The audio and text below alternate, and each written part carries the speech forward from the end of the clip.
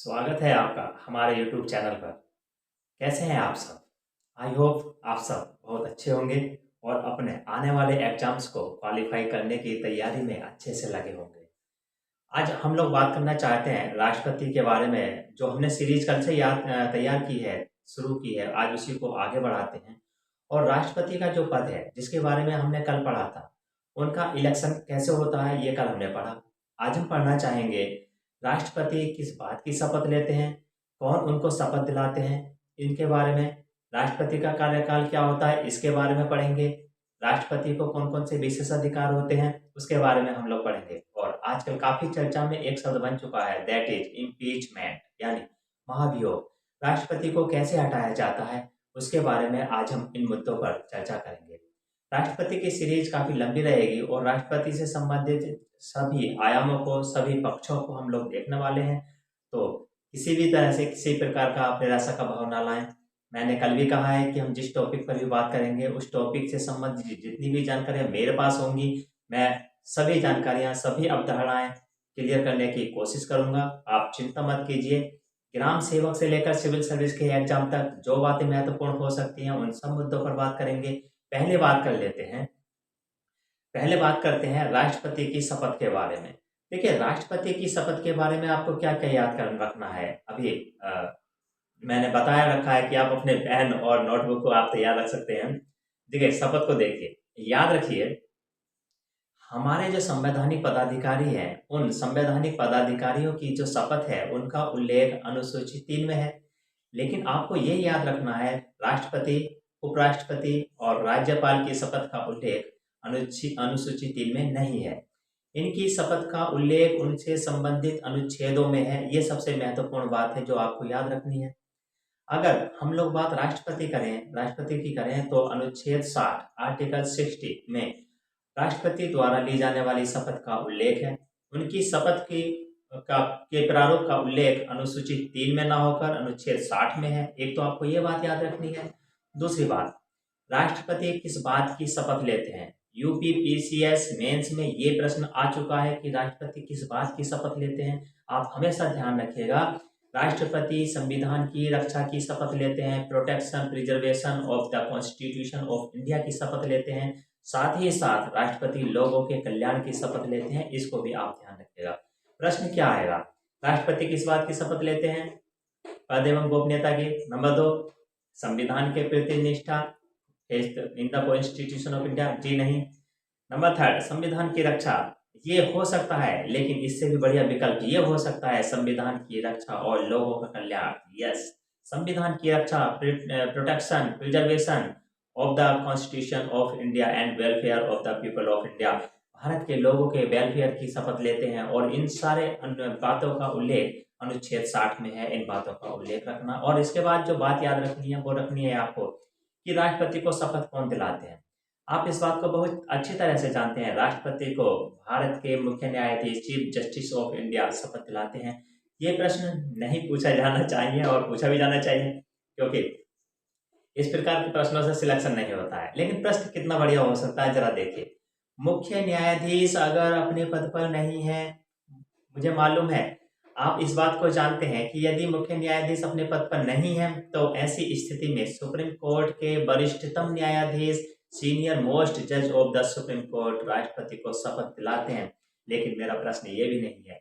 मेरा प्रश्न ये है कि राष्ट्रपति को शपथ मुख्य न्यायाधीश दिलाते हैं, और मुख्य न्यायाधीश अगर पद पर नहीं है तो वरिष्ठतम न्यायाधीश उनको शपथ दिलाते हैं। क्या ये बात कॉन्स्टिट्यूशन में लिखी हुई है? क्या बताइए, क्या ये बात कॉन्स्टिट्यूशन में लिखी हुई है? वरिष्ठतम न्यायाधीश मुख्य न्यायाधीश की अनुपस्थिति में उनको शपथ दिलाएंगे। तो याद रखेगा, यस, ये लिखा हुआ है अनुच्छेद 60 में, साफ साफ शब्दों में लिखा हुआ है कि सुप्रीम कोर्ट के मुख्य न्यायाधीश अथवा उनकी अनुपस्थिति में सुप्रीम कोर्ट के जो वरिष्ठतम न्यायाधीश होंगे, वो उन्हें इस बात की शपथ दिलाएंगे। इस बात को भी आप थोड़ा सा ध्यान रखिएगा। और आजकल एक नया ट्रेंड डेवलप हुआ है, और मैं हमेशा क्लासेस में ये कहता रहा हूँ कि कॉन्स्टिट्यूशनल से डायरेक्टली प्रश्न आए या ना आए, लेकिन जो अप्लाइड पक्ष है संविधान का, उससे भी प्रश्न पूछे जा सकते हैं। भारत के जो राष्ट्रपति हैं, आजकल 25 जुलाई को शपथ लेते हैं, आप सब जान रहे हैं। आप प्रश्न पूछ सकते हैं, या आपसे भी प्रश्न पूछा जा सकता है कि राष्ट्रपति कब शपथ लेते हैं। तो क्या कहीं ऐसा कॉन्स्टिट्यूशन में लिखा हुआ है? नहीं। ये जो 25 जुलाई को शपथ लेते हैं, ये कोई नियम नहीं है, कोई कॉन्स्टिट्यूशन में लिखा हुआ नहीं है, इसके ऊपर किसी प्रकार का कोई कानून नहीं बना हुआ है। तो फिर 25 जुलाई को शपथ क्यों लेते हैं? याद करिएगा 1977 में 1977 में जब नीलम संजीवन रेड्डी जब भारत के नवे राष्ट्रपति बने थे, तब आपको आइडिया होगा नीलम संजीव रेड्डी भारत के एकमात्र निर्विरोध राष्ट्रपति हैं। नीलम संजीव रेड्डी ने 25 जुलाई को शपथ ली थी, 25 जुलाई 1977 को, और उसके बाद के सारे राष्ट्रपति 25 जुलाई को ही शपथ लेते हैं। ये सारी बातें आपको ध्यान रखना है, इससे संबंधित प्रश्न पूछे जा सकते हैं। शपथ के बाद में हम लोग बात करेंगे राष्ट्रपति के कार्यकाल को लेकर, उनके टेन्योर को लेकर, और बहुत धीरे धीरे मैं पढ़ाने की कोशिश करूंगा। मैं चाहूंगा कि आप अच्छे से समझ सकें। टेन्योर यानी कि कार्यकाल। अब आपको क्या क्या बातें याद रखनी है? पहली बात, भारतीय संविधान का एक अनुच्छेद है आर्टिकल 56। अनुच्छेद 56 में साफ साफ शब्दों में लिखा हुआ है राष्ट्रपति का कार्यकाल 5 वर्ष होगा। एक तो बात आपको ये याद रखनी है। दूसरी बात आपको ये याद रखनी है कि राष्ट्रपति का जो निर्धारित कार्यकाल है, निर्धारित कार्यकाल से पूर्व यदि राष्ट्रपति का पद रिक्त हो जाता है, अर्थात उनकी मृत्यु हो जाती है, अर्थात उन्हें महाभियोग से हटा दिया जाता है, अथवा वो अपना इस्तीफा दे दें, किसी भी कारणवश निर्धारित कार्यकाल से पहले, निर्धारित कार्यकाल से पूर्व यदि राष्ट्रपति का पद रिक्त हो जाता है, तब ऐसी स्थिति में नए चुनाव 6 माह में करवाने होते हैं। ये बात कॉन्स्टिट्यूशन में लिखी हुई है। और यहाँ पर बात जो सबसे ज्यादा याद रखने वाली है वो बात ये है कि राष्ट्रपति का जो चुनाव होता है वो हमेशा पूरे 5 वर्षों के लिए होता है। यदि किसी राष्ट्रपति का 2 वर्ष में, 2.5 वर्ष में, 3 वर्ष में भी अगर निधन हो गया है, तो नए जो चुनाव करवाए जाएंगे वो शेष अवधि के लिए नहीं कराए जाएंगे। आप इस बात को ध्यान रखिएगा। जैसे सरपंच का चुनाव होता है शेष अवधि के लिए होता है, जैसे लोकसभा या राज्यसभा के सदस्य का चुनाव होता है वो निर्धारित कार्यकाल से पूर्व स्थान रिक्त होने पर वो शेष अवधि के लिए होता है। लेकिन राष्ट्रपति में कभी भी चुनाव शेष अवधि के लिए नहीं होते हैं। जब भी चुनाव होंगे पूरे के पूरे 5 वर्षों के लिए होंगे, और पद जब भी रिक्त होगा नए चुनाव 6 माह के भीतर भीतर करवाने होंगे। इस बात को भी आप थोड़ा सा ध्यान रखें। यस, इस बात को भी आपको ध्यान रखना है कि राष्ट्रपति के पद के लिए इस तरह से आ सकता है कि सेवानिवृत्ति 65 वर्ष है, 70 वर्ष है, 65 वर्ष है। तो ऐसा कुछ भी नहीं है, कोई एज लिमिट नहीं है, सीधा उनका कार्यकाल है। तीसरी बात आपको ये याद रखनी है कि राष्ट्रपति का कार्यकाल पूरा होने से पहले ही हमारे देश में चुनाव आयोग नए राष्ट्रपति के चुनाव की प्रक्रिया प्रारंभ कर देता है। और कॉन्स्टिट्यूशन में साफ लिखा हुआ अनुच्छेद 56 में जब तक नया राष्ट्रपति अपना पद नहीं संभाल लेता है, तब तक जो पुराने राष्ट्रपति हैं वो ही अपना काम कंटिन्यू करते रहेंगे। इस बात का भी कॉन्स्टिट्यूशन में उल्लेख है, इसको भी आप थोड़ा सा ध्यान रखें। और चौथी बात जो आपको याद रखनी है, बहुत बढ़िया प्रश्न हो सकता है, मैं आपसे प्रश्न पूछ रहा हूँ, आप जवाब देना। कोई भी व्यक्ति भारत में कितनी बार राष्ट्रपति बन सकता है? और जरा विकल्प भी देख लीजिएगा, क्योंकि विकल्प देखने पर कई बार हम लोग जो उत्तर सोचते हैं वो शायद चेंज हो सकता है। प्रश्न है, कोई भी व्यक्ति भारत में कितनी बार राष्ट्रपति बन सकता है? ऑप्शन नंबर 1 अधिकतम 2 बार, अधिकतम 3 बार। कोई भी व्यक्ति कितनी बार भी राष्ट्रपति बन सकता है? और नंबर चौथा विकल्प भी देख लीजिएगा। चौथा विकल्प भी देख लीजिएगा। चौथा विकल्प है संविधान इस संदर्भ में मौन है। यदि ये विकल्प है तब ऐसी स्थिति में आप क्या आंसर देने वाले हैं, बताइए।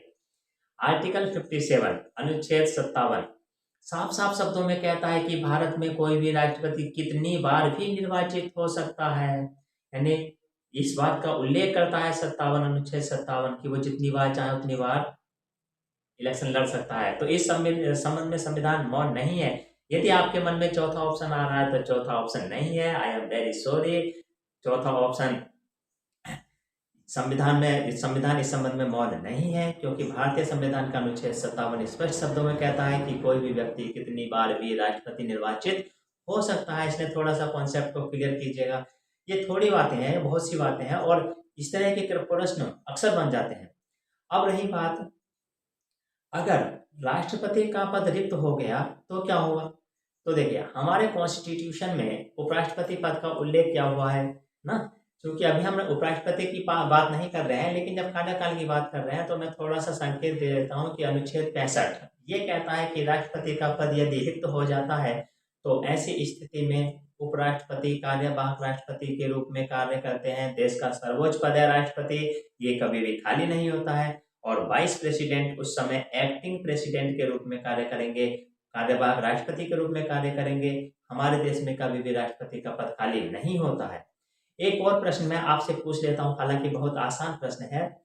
राष्ट्रपति अपना इस्तीफा किसे देते हैं? आपको अच्छी तरह से पता है कि राष्ट्रपति अपना इस्तीफा उपराष्ट्रपति को देते हैं। और शायद आपको ये भी पता होगा कि जब भी राष्ट्रपति अपना इस्तीफा उपराष्ट्रपति को देते हैं, तब ऐसी स्थिति में इसकी सूचना सबसे पहले लोकसभा अध्यक्ष को दी जाती है। आपको आइडिया होगा, लेकिन मेरा प्रश्न ये नहीं है। मेरा प्रश्न ये है कि सबसे पहले लोकसभा के अध्यक्ष को इस बात की सूचना दी जाएगी। पहली बात, कौन देगा? दूसरी बात, क्यों देगा? अब देखिए, लोकसभा अध्यक्ष को सूचना दी जाएगी, ये तो बात सही है, लेकिन प्रश्न है कौन देगा? आखिर ये सूचना कौन देगा? राष्ट्रपति यदि अपना इस्तीफा उपराष्ट्रपति को देते हैं तो उपराष्ट्रपति का कर्तव्य है, it's the duty of the vice president of India. सबसे पहले वह लोकसभा अध्यक्ष को इन्फॉर्म करेंगे, सूचित करेंगे। भारत के उपराष्ट्रपति लोकसभा अध्यक्ष को सूचना देते हैं। अब क्यों देते हैं? लोकसभा लोगों का सदन है। सबसे पहले लोकसभा को इस बात की जानकारी होनी चाहिए कि उनका देश का जो सर्वोच्च पद है वो रिक्त हो गया है। दैट्स व्हाई ये सबसे पहले सूचना लोकसभा अध्यक्ष को दी जाती है। राज्यसभा को सूचना देने की आवश्यकता नहीं है, क्योंकि उपराष्ट्रपति को जब इस्तीफा दिया जा रहा है, और आप इस बात को अच्छी तरह से जानते हैं कि उपराष्ट्रपति यानी vice president of the India is x office chairperson of the council of state, वो राज्यसभा के पद सभापति होते हैं। उपराष्ट्रपति को यदि आप सूचना दे रहे हैं तो आप ऑलरेडी राज्यसभा की सूचना दे रहे हैं। तो इन सब बातें, कार्यकाल के बारे में आप ध्यान रखें। आजकल मुझे ऐसा लगता है कि एक अनुच्छेद ऐसा है जहां से बहुत बढ़िया प्रश्न पूछा जा सकता है, और वो प्रश्न है राष्ट्रपति के विशेषाधिकार को लेकर। और अक्सर किताबों में लेकर, गाइड्स में लेकर इसके बारे में जानकारी कम मिलती है, या फिर जब हम पढ़ने की कोशिश करते भी हैं तो वहाँ उसकी लैंग्वेज इतनी कठिन लिखी होती है, वो हमको समझ में नहीं आती है। आप लोग बार बार ये सोचते होंगे, कई बार ये प्रश्न आप पूछते होंगे कि अनुच्छेद याद नहीं होंगे। आप इन बातों से सहमत होंगे।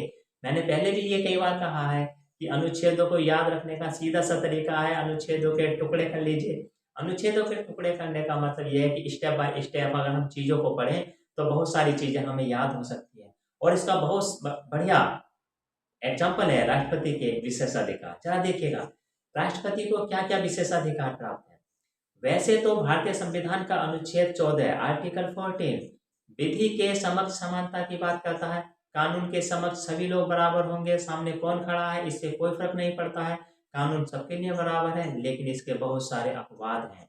राष्ट्रपति इसका अपवाद है, राज्यपाल इसका अपवाद है, हमारे सांसद इसके अपवाद हैं, हमारे विधायक इसके अपवाद हैं। अनुच्छेद 14 के एक अपवाद पर हम आज चर्चा कर रहे हैं, that is president of India. Bharat के राष्ट्रपति को क्या क्या विशेषाधिकार हैं, इसको अगर हम लोग स्टेप बाय स्टेप पढ़ेंगे तो मेरे हिसाब से ये बात आपको बहुत बेहतर ढंग से समझ में आ जाएगी। जरा थोड़ा सा देखिए, भारतीय संविधान का वो कौन सा अनुच्छेद है जो राष्ट्रपति के लिए विशेषाधिकारों की बात करता है? ये तो एक फैक्चुअल बात है, इसका जवाब आप दीजिए, कमेंट में दे दीजिए। अच्छा, नहीं दे पा रहे, चलिए कोई बात। That is article 361। भारतीय संविधान का अनुच्छेद 361 है जो राष्ट्रपति के विशेषाधिकारों का उल्लेख करता है। ये विशेषाधिकार क्या है, इनको हमको बहुत अच्छे से पढ़ना है, और मैंने कहा कि टुकड़ों में पढ़ेंगे सारी बातें याद हो जाएंगी आपको। भारतीय संविधान का अनुच्छेद 361, जरा देखिए 361 कहता क्या है। पहली बात, अनुच्छेद 361 ये कहता है कि भारत का कोई भी कोर्ट, ध्यान दीजिएगा, भारत का कोई भी कोर्ट, लोअर कोर्ट से लगाकर सुप्रीम कोर्ट तक, भारत का कोई भी कोर्ट राष्ट्रपति के पद पर रहते हुए उन्हें किसी प्रकार का कोई नोटिस जारी नहीं कर सकता है।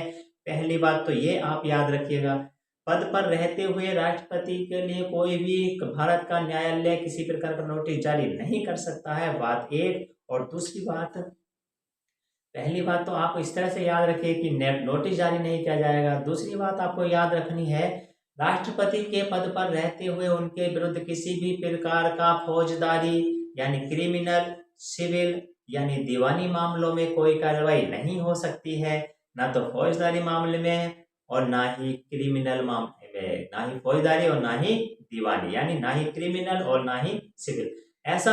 अनुच्छेद 361 कहता है। अब आपके मन में प्रश्न आ रहा होगा कि ये फौजदारी क्या होता है, ये दीवानी मामले क्या होते हैं।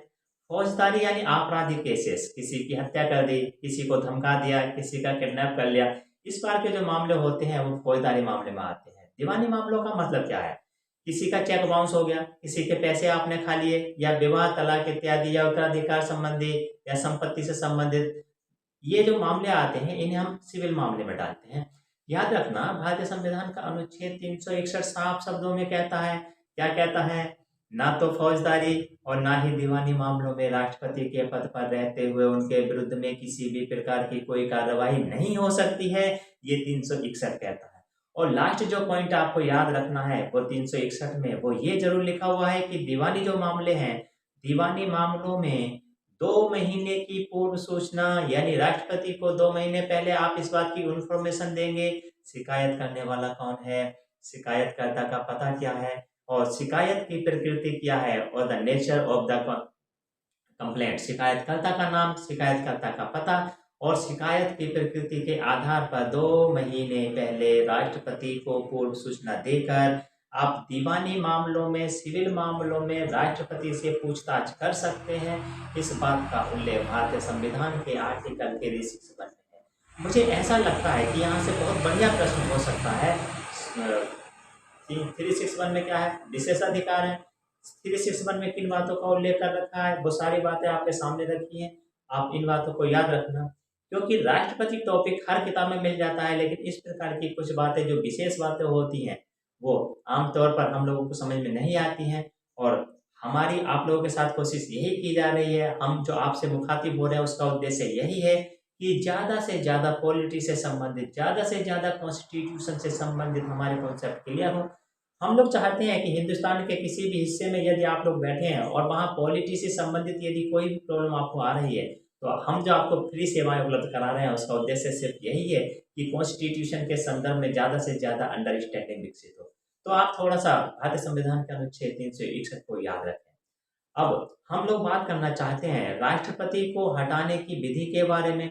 और आप लोग इस बात को जानते हैं कि हटाने की जो विधि है उसे हम लोग महाभियोग कहते हैं, इम्पीचमेंट कहते हैं। देखिए, हम और आप जैसे साधारण इंसान, ये लोग अगर किसी प्रकार की गलती करते हैं तो हम पर यदि कोई मुकदमा चलेगा तो हम उसे अभियोग कहते हैं, और जो राष्ट्रपति पर मुकदमा चलता है उसे कहा जाता है इम्पीचमेंट, महाभियोग। इसमें पहली बात आपको ये ध्यान रखनी है, impeachment process the only for the office of the president according to constitution of the India। Bharat के संविधान के तहत महाभियोग शब्द का प्रयोग केवल और केवल राष्ट्रपति के लिए किया गया है। इस बात को आप थोड़ा सा ध्यान रखें। मेरे आर्टिकल 56 एंड आर्टिकल 61, देखिए जो लोग पहली बार इस विषय को पढ़ रहे हैं, ऐसे लोग जो पहली बार कॉन्स्टिट्यूशन को पढ़ रहे हैं, पहला कॉन्सेप्ट ये क्लियर होना चाहिए कि इम्पीचमेंट अगर राष्ट्रपति के विरुद्ध हम बात कर रहे हैं तो 2 अनुच्छेदों पर हमें चर्चा करनी चाहिए। 2 अनुच्छेद हमको पता होना चाहिए। सीधा ही हम लोग जब कभी भी महाभियोग शब्द की बात करते हैं, विद्यार्थी के मन में एक सीधा आर्टिकल आता है, दैट इज आर्टिकल 61। याद रखिएगा, 61 और 56 दोनों आर्टिकल हैं जो इम्पीचमेंट की बात करते हैं। आर्टिकल 56 इम्पीचमेंट क्यों लाया जाएगा, इम्पीचमेंट लाए जाने की बात करता है, जबकि 61 जो आर्टिकल है वो महाभियोग की प्रक्रिया क्या होगी इसकी बात करता है। तो आपको जो दूसरी बात याद रखनी है, इन दोनों अनुच्छेदों में इम्पीचमेंट का उल्लेख है, ये आपको याद रखना है। आगे देखिए, क्यों लाया जाएगा इम्पीचमेंट। एक ही आधार हो सकता है और वो आधार है राष्ट्रपति के ऊपर इस बात का आरोप हो कि उन्होंने संविधान का उल्लंघन किया है, संविधान का अतिक्रमण किया है। अंग्रेजी में अगर कहें वॉयलेशन ऑफ द कॉन्स्टिट्यूशन का अगर आरोप है तो ही राष्ट्रपति के विरुद्ध महाभियोग लाया जा सकता है। इस बात का स्पष्ट शब्दों में अनुच्छेद 56 और 61 में उल्लेख है। राष्ट्रपति देश का सबसे बड़ा पद है। राष्ट्रपति जी के ऊपर दिवालिया होने का, शारीरिक और मानसिक रूप से अक्षम होने का, कदाचार यानी मिसबिहेव, इस तरह के आरोप नहीं लगाए जाते। उनके ऊपर सिर्फ एक ही आरोप होना चाहिए कि उन्होंने संविधान का अतिक्रमण किया है, या यूं कह दीजिए कि उन्होंने संविधान का उल्लंघन किया है। Violation of the constitution is the only base on the impeachment. महाभियोग का केवल एक आधार है जिसका आपको याद रखना है। चौथी बात, हमारी संसद जो हमारी पार्लियामेंट है, पार्लियामेंट राष्ट्रपति को हटा सकती है महाभियोग के द्वारा। अनुच्छेद 61 महाभियोग की प्रक्रिया का उल्लेख करता है। अनुच्छेद 61 क्या कहता है? संसद के दो हाउस हैं, एक लोकसभा है और दूसरा राज्यसभा है।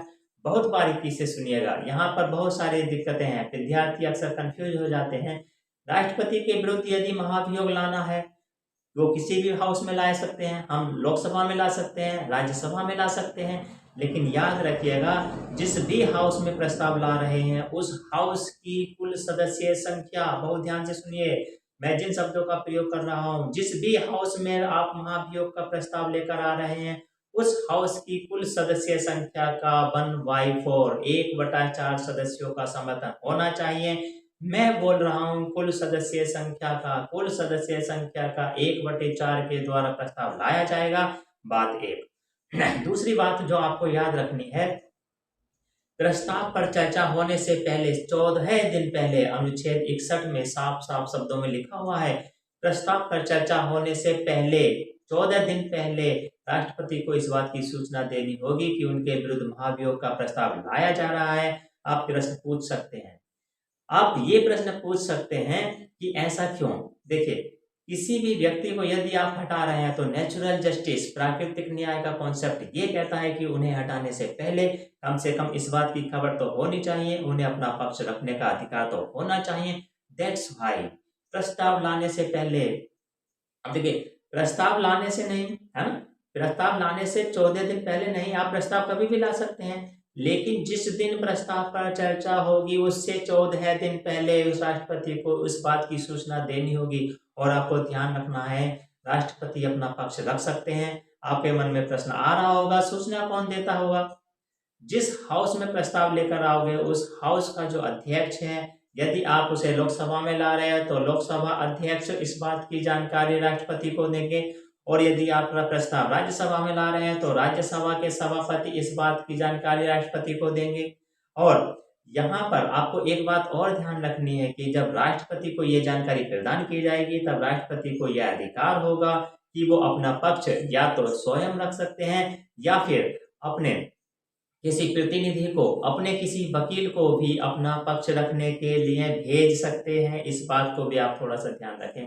और सबसे महत्वपूर्ण बात जो सबसे ज़्यादा कंफ्यूज करती है, जहां पर विद्यार्थी अक्सर कंफ्यूज हो जाते हैं, वो यह है यदि प्रस्ताव लोकसभा में लाया गया और लोकसभा में राष्ट्रपति अपना पक्ष रखने के लिए आए, राष्ट्रपति पर आरोप सुनाए गए, राष्ट्रपति ने इसका जवाब दिया और राष्ट्रपति के उस जवाब से लोकसभा संबंधित हाउस संतुष्ट नहीं हुआ, संबंधित हाउस संतुष्ट नहीं हुआ और वह हाउस अगर अपनी कुल सदस्य संख्या, ध्यान रखना, अपनी कुल सदस्य संख्या के 2/3 बहुमत से यदि प्रस्ताव पारित कर देता है तो प्रस्ताव जाएगा दूसरे हाउस में, और यदि दूसरा हाउस भी अपनी कुल सदस्य संख्या के 2/3 बहुमत से प्रस्ताव को स्वीकार कर लेता है तो ऐसी स्थिति में राष्ट्रपति को अपना पद छोड़ना होगा।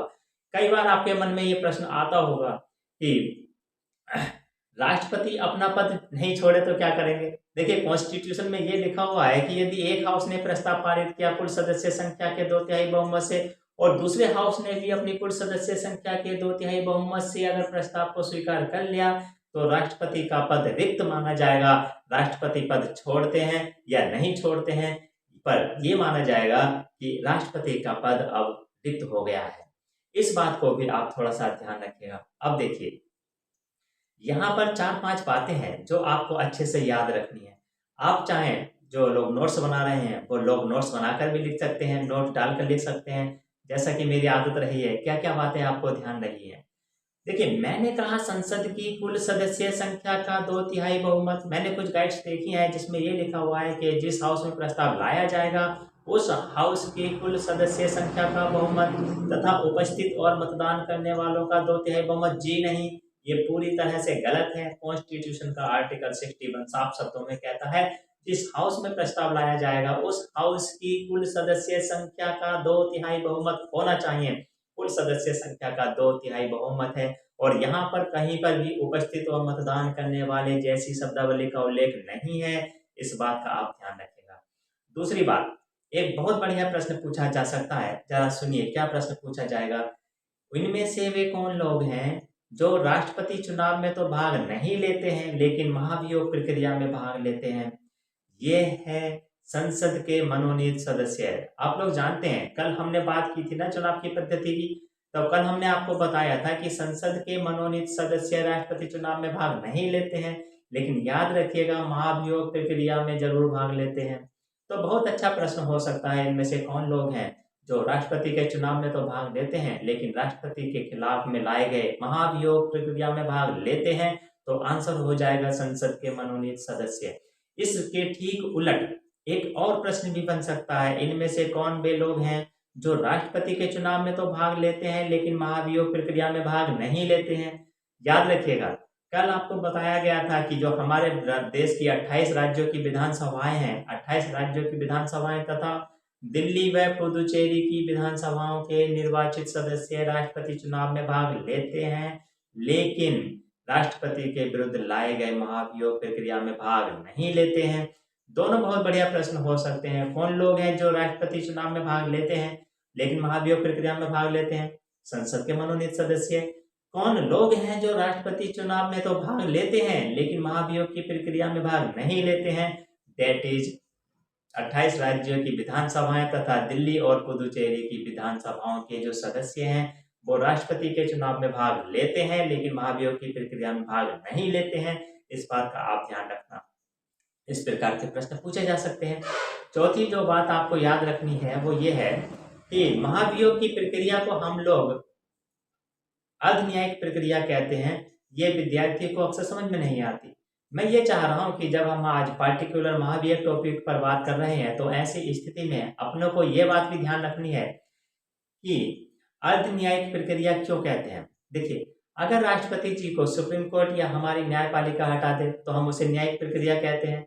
अगर राष्ट्रपति को संसद हटाती तो उसे हम विधायी प्रक्रिया कहते हैं। आप ये प्रश्न पूछ सकते हैं कि संसद ही तो हटा रही है तो उसे विधायी प्रक्रिया कहो ना, फिर आप अर्ध न्यायिक प्रक्रिया क्यों कह रहे हैं? तो इसके कॉन्सेप्ट को जरा क्लियर कीजिए। एक हाउस में जब प्रस्ताव को लाया जाता है राष्ट्रपति को हटाने के लिए, दूसरा हाउस उसकी जांच करवा सकता है, एक कमेटी का गठन कर सकता है और वो जो कमेटी बन सकती है उसे कई प्रकार की न्यायिक शक्तियां होती हैं। दैट्स व्हाई इसे अर्ध न्यायिक प्रक्रिया कहते हैं। एक और दूसरी बात, वैसे भी विधायिका यानी संसद में राष्ट्रपति को हटाने के लिए जो प्रस्ताव लाया जाता है तो ये इसे अर्ध न्यायिक प्रक्रिया क्यों कहते हैं, इसी को समझाने की मैं प्रोसेस कर रहा हूँ। जब विधायिका में राष्ट्रपति को हटाने के लिए महाभियोग का प्रस्ताव लाया जाता है तो उस समय जो हमारी विधायिका है, हमारी संसद है, वो न्यायिक रूप ले लेती है। दैट्स वाई इसे कहा जाता है अर्ध न्यायिक प्रक्रिया। इसको भी आप थोड़ा सा ध्यान रखें। ये जो 4 पॉइंट आपने नोट डाउन डालकर लिखे होंगे वो काफी महत्वपूर्ण है, जो सुनी है आपने। इसके अलावा आपको इस संदर्भ में क्या याद रखना है उसको भी जरा सुन लीजिए। याद रखिएगा, बहुत बढ़िया प्रश्न हो सकता है। आप इस बात को जानते हैं, एक हाउस में राष्ट्रपति को हटाने के लिए प्रस्ताव लाया, प्रस्ताव जाएगा दूसरे हाउस में और दूसरा हाउस यदि उस प्रस्ताव को पारित करने से मना कर देता है, याद आपको ये रखना है कि महाभियोग प्रस्ताव वहीं पर समाप्त हो जाता है। आप इस बात को अच्छे से ध्यान जानते होंगे। एक हाउस प्रस्ताव को भारी बहुमत से पारित करता है, दूसरा हाउस उस प्रस्ताव को पारित नहीं करता है, तो ऐसी स्थिति में ये जो महाभियोग प्रक्रिया है या ये जो महाभियोग प्रस्ताव है उस पर संयुक्त अधिवेशन नहीं बुलाया जाता है। जरा देखिए, संयुक्त अधिवेशन नहीं बुलाया जाता ये सारे लोग जानते हैं, लेकिन प्रश्न ये नहीं है। जो लोग सिविल सर्विस और यूपीपीसीएस की तैयारी कर रहे हैं वो सभी लोग जानते होंगे, मेरी बात को समझ रहे होंगे। कथन और कारण में इस प्रकार के प्रश्न बन सकते हैं, एसर्शन और रीजन में इस तरह के प्रश्न बन सकते हैं। कथन लिखा हुआ आ सकता है, महाभियोग प्रक्रिया में महाभियोग प्रस्ताव पर संयुक्त अधिवेशन का प्रावधान नहीं है। आप जानते हैं ये कथन सही है। एसर्शन तो क्या है, संयुक्त अधिवेशन क्यों नहीं बुलाया जाता, रीजन क्या है? याद कीजिएगा, लोकसभा में कुल सदस्य संख्या 545 है, राज्यसभा में कुल सदस्य संख्या 245 है। अगर आप संयुक्त अधिवेशन का प्रावधान कर देंगे तो ऐसी स्थिति में लोकसभा की कुल सदस्य संख्या ज्यादा होने की वजह से वो संयुक्त अधिवेशन में भी जैसा चाहेगी लोकसभा वैसा प्रस्ताव पारित करवा सकती है। और इस वजह से हमारे संविधान निर्माताओं ने संसद के दोनों हाउस को महाभियोग प्रक्रिया में इक्वल पावर देने के लिए, समान शक्तियां देने के लिए संयुक्त अधिवेशन का प्रावधान नहीं रखा है। इस बात को आप थोड़ा सा ध्यान रखें। इस प्रकार के भी प्रश्न हो सकते हैं, खासकर एसर्शन और रीजन में। अब देखिए, एक और क्या बात याद रखनी है, महाभियोग के अंतर्गत जो लास्ट बात आपको याद रखनी है वो ये याद रखनी है कि राष्ट्रपति जी के विरुद्ध यदि महाभियोग प्रस्ताव लाया गया, समझ लीजिए कि आज 29 हाँ 4 दिसंबर 2022 को लाया गया और 15 दिसंबर 2022 में एक हाउस में चर्चा होती है। एक हाउस 20 दिसंबर को हाउस प्रस्ताव पारित करता है और दूसरे में जब जाता है तो अगस्त सितंबर आ जाता है। और समझ लीजिए उदाहरण के तौर पर दूसरा हाउस 15 सितंबर को प्रस्ताव पारित करता है। अब देखिए, जो 4 दिसंबर से लेकर 15 सितंबर 2023 तक स्थिति क्या होगी? क्या राष्ट्रपति को ये सारे पावर्स प्राप्त होंगे, वे सारी सुविधाएं प्राप्त होंगी, वे सारे अम्यूनिटीज प्रिविलेज राष्ट्रपति को प्राप्त होंगे जो एक नियमित राष्ट्रपति को प्राप्त होते हैं? मेरा आप लोगों से ये प्रश्न है। याद रखिएगा, राष्ट्रपति होता है। महाभियोग प्रक्रिया के दौरान भी राष्ट्रपति को सारे पावर्स, सारी शक्तियां प्राप्त होती हैं, सारी सुविधाएं प्राप्त होती हैं। और यदि राष्ट्रपति जी को महाभियोग के द्वारा हटा भी दिया जाए तब भी कोई दिक्कत नहीं है, उनका इस अवधि में सारा किया गया सारा कार्य वैलिड माना जाता है। इस बात को भी आप थोड़ा सा ध्यान रखें। दोस्तों, आज राष्ट्रपति टॉपिक पर इतना ही काफी है। कल हम लोग राष्ट्रपति की शक्तियों के बारे में स्टेप बाय स्टेप बात करेंगे। आप सब लोगों ने हमको सुना और अच्छे से समझा होगा कि राष्ट्रपति के क्या क्या विशेषाधिकार हैं, राष्ट्रपति के लिए महाभियोग प्रक्रिया किस तरह से लाई जाती है। और आई होप कि आप इसके नोट्स बना रहे होंगे। साथ ही साथ यदि आप हमारे चैनल पर पहली बार विजिट कर रहे हैं तो हमारे चैनल को सब्सक्राइब कीजिए। वीडियो यदि पसंद आती है तो वीडियो को लाइक कीजिएगा और साथ ही साथ दोस्तों के साथ शेयर कीजिएगा। तो बने रहिए ऐसे ही हमारे साथ तब तक जब तक आप सफल नहीं हो जाते, और वादा है हमारा, हम भी आपके साथ तब तक बने रहेंगे जब तक आप सफल नहीं हो जाते हैं। तो इसी के साथ दीजिए मुझे अनुमति। खुश रहिए, मस्त रहिए, व्यस्त रहिए, अपने एग्जाम्स की तैयारी करते रहिए और आने वाले सुनहरे भविष्य को याद कर करके आप अपने आप को और अधिक दृढ़ इच्छा शक्ति बनाए रखिएगा।